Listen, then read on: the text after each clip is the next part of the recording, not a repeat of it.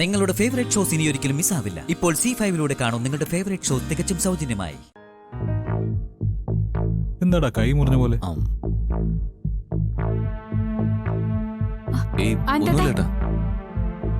ഒന്നുമില്ലേട്ടാ. ഒന്നുമില്ലേ അച്ഛാ? അമ്മേ ഇത് നോക്കി. എന്താടാ ഇത്? അത് കൈയൊന്നും ഉറഞ്ഞതാ. മോളെ, നിനക്കിതിനെ കുറിച്ച് വല്ല അറിയോ? കൈ ഉറഞ്ഞതോ? കൈ ഉറയുന്ന ഇങ്ങനെയാണോ? എടാ എന്താ മോനെ? എന്താ ശ്യാമേ, എന്താ സംഭവിച്ചേ? പറയാൻ. അതേട്ടാ, അവിടെ ആരോ അഖിൽ സാറിനെ അപായപ്പെടുത്താൻ നോക്കിയതാ.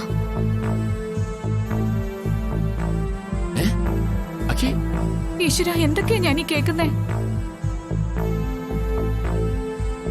അമ്മേ കുഴപ്പമൊന്നുമില്ല, ഒന്നുമില്ല. അവർക്ക് ആള് മാറിയതാ. ആരാ ആള്? നീ പോലീസ് റിപ്പോർട്ട് ചെയ്തോ? മുഖം മൂടി വെച്ചിരുന്നു, അതുകൊണ്ട് തന്നെ മുഖം വ്യക്തമില്ല. അച്ഛത് സാരമില്ല, ഒരു കുഴപ്പമില്ല.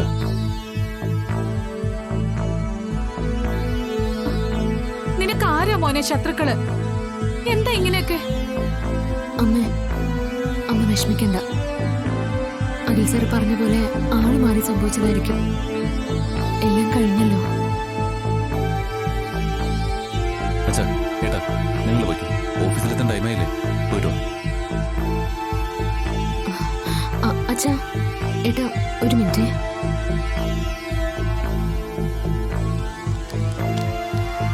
അച്ഛാ,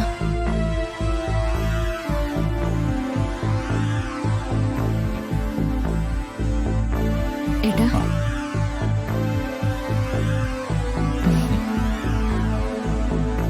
അതെ ശരി അച്ഛാ.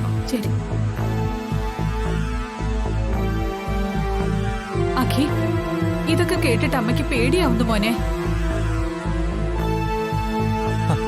വിഷമിക്കാതെ, ഇതൊക്കെ സില്ലി തിങ്സ് അല്ലേ.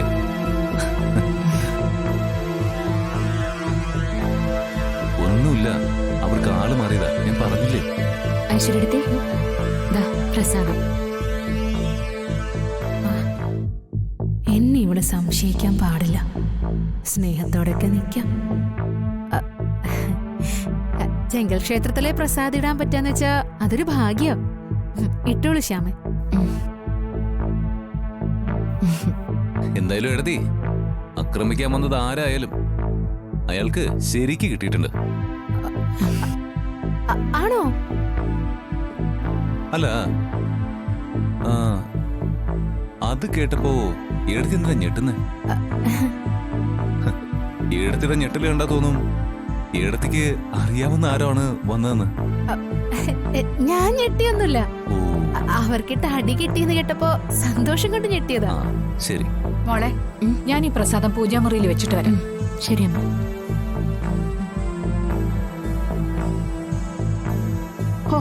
പുണ്യം ചെയ്ത കൈകൊണ്ടാ എനിക്ക് കുറിയിടുന്നേ. ഇതിപ്പരം ഭാഗ്യം വേറെ എന്തുണ്ട്?